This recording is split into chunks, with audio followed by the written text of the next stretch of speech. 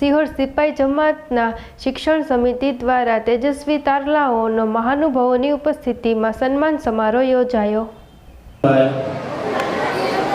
ધોરણ 4 ની અંદર પ્રથમ નંબરે આવે છે પઢિયાર મોહમ્મદ ઇમરાનભાઈ, તેમનું આવે છે પઠાણ ઈશાન ઝાહિદભાઈ, તેમનું સ્વાગત કરશે। આમ ફેરવી નાખો આમ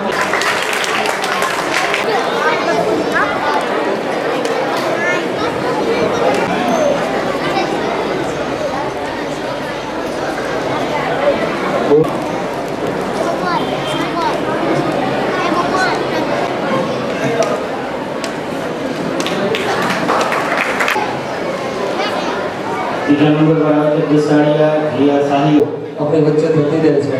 विद्यार्थीओने समाज संचालित शिक्षण समिति द्वारा एक सरस मजाना इनाम वितरण અને ચોપડા વિતરણનો કાર્યક્રમ કરવામાં આવ્યો છે। અમારા આ સન્માન સમારોહ અને ચોપડા વિતરણના કાર્યક્રમની અંદર બહારગામથી આવેલા મહેમાનો, સિહોર સિપાઈ જમાતના ટ્રસ્ટીઓ તેમજ વિવિધ જ્ઞાતિના આગેવાનો જે આવ્યા છે, સૌપ્રથમ તો હું એ લોકોનો ખૂબ ખૂબ આભાર માનું છું કે અમારા આમંત્રણને માન આપી પોતાનો કિંમતી સમય આપ્યો। અમારાથી કોઈ ભૂલ થઈ જાય તો માફ કરશો।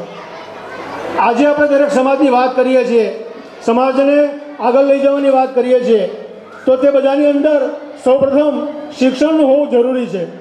શિક્ષણ એટલે એકલું સ્કૂલનું કોલેજનું નહીં, પણ દિન અને દુનિયાનું શિક્ષણ જરૂરી છે। આપણે કાર્યક્રમ ખાલી એક દિવસ પૂરતો એની માટે ખૂબ સારું હોય છે, તો આપ સૌ લોકોને વિનંતી છે કે જે કંઈ અમારા શક્ય ખાસ તકેદારી છે કે આવા કાર્યક્રમો જ્યારે જ્યારે થતા હોય તો આ વિષય પર ધ્યાન આપે અને પોતાના ડોક્યુમેન્ટ્સ પણ તૈયાર કરી રાખે। અંદર જ્યાં જ્યાં પણ અમારે જરૂર પડે ત્યાં તેઓ 108ની જેમ ઉપસ્થિત રહેતા હોય છે અને આજે પણ તેઓ આ બધા કામોમાં ઉપસ્થિત છે અને સાથે સાથે એમણે 6000 રૂપિયાનું ડોનેશન આપણા આ કાર્યક્રમને આપ્યું છે। ખૂબ તાળીઓથી વધાવીએ। સૌભાગ્ય છે કે સ્વનો મહત્વ મોટો છે। આ દેશમાં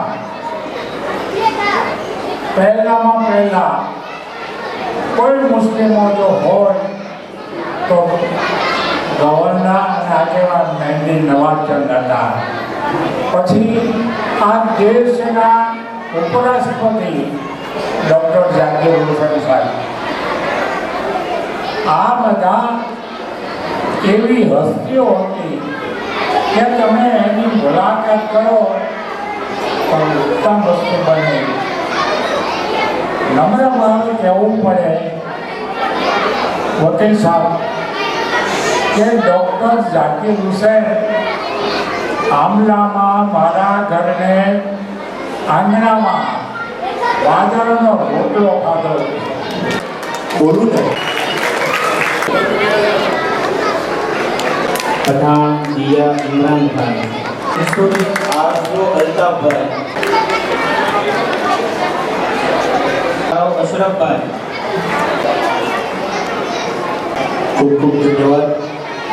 અહીંયા આપણો ઉપસ્થિત હોય છે આવા કાર્યક્રમો કરી શકીએ છીએ, તે પણ વિદ્યામાં ધરાવે છે ઇન્ડસ્ટ્રીયલ પર બધા આગેવાનો અને આ કાર્યક્રમ આપણે વિદ્યાર્થીઓને પ્રોત્સાહિત કરવા માટે અને જેનાથી વિદ્યાર્થીઓ ખૂબ પ્રોત્સાહિત થાય અને શિક્ષણમાં ખૂબ આગળ વધે તેના માટેનો આ શિક્ષણ સમિતિનો કાર્યક્રમ બહુ સરસ છે।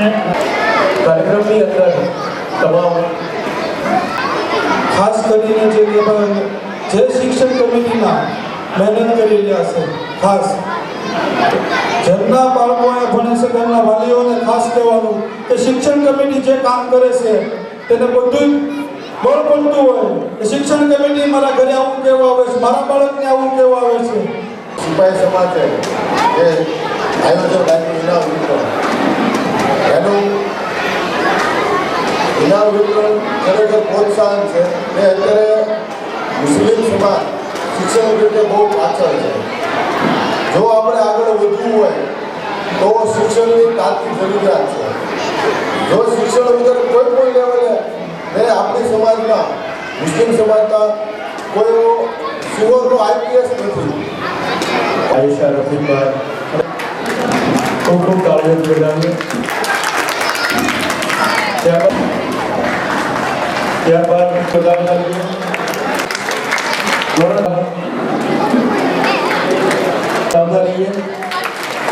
આફરીન હનીફભાઈ ધોરણ ખાલિદભાઈ પડિયાર દ્વારા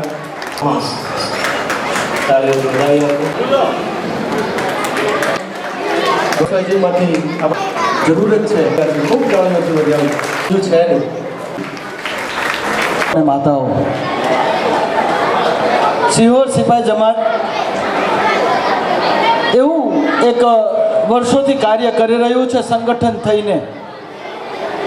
કદાચ આજના કાર્યક્રમની આટલી બધી સફળતા ના પાયામાં સિહોર સિપાઈ જમાતના સૌથી પહેલા પ્રમુખ, સૌથી પહેલી કારોબારી નાનામાં નાની એણે શરૂઆત કરી હશે કાર્યક્રમની.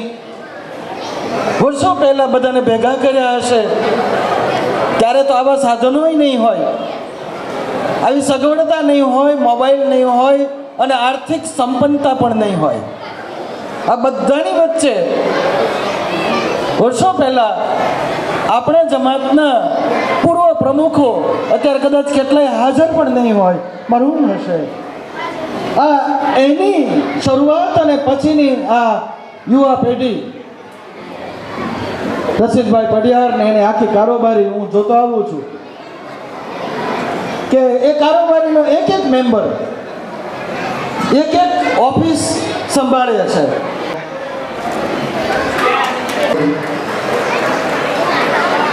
બેગ પણ આપેલ છે અને સાથે સાથે સન્માનપત્ર, પુસ્તકો આ બધું તો છે જ. મુર્તુજાભાઈ બોર્ડ દ્વારા સન્માનિત થશે. તાળીઓથી વધાવતા રહીએ આપણે. અને મુસ્તુફાભાઈ શેખ સિકંદરભાઈ કુરેશી તૈયાર રહે. કુરેશી સામિયા રફીકભાઈ, ત્યારબાદ પટિયાર અયાન સલીમભાઈ.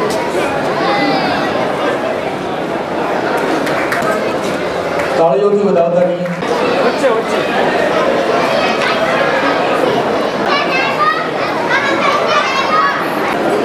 સોલંકી સુમૈયા વધાવતા રહીએ. બીકોમ સેમ 1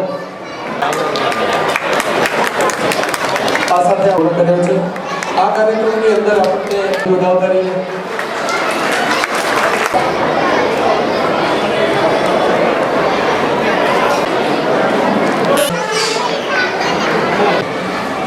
નમસ્કાર.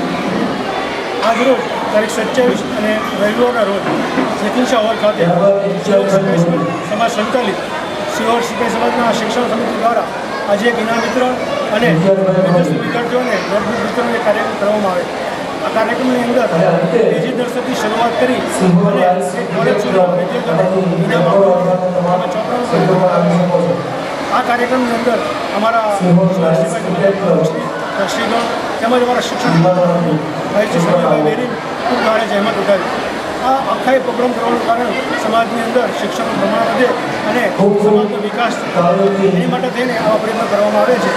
આ સંસ્થાઓ દ્વારા એવો પ્રયત્ન છે કે જો શિક્ષણનું પ્રમાણ આપણા સમાજની અંદર વધશે તો આપણો દેશ પણ પ્રગતિ કરશે અને આવનારા દિવસોમાં દેશનું ભવિષ્ય એની માટે પ્રયોગો કરવામાં આવતા હોય છે.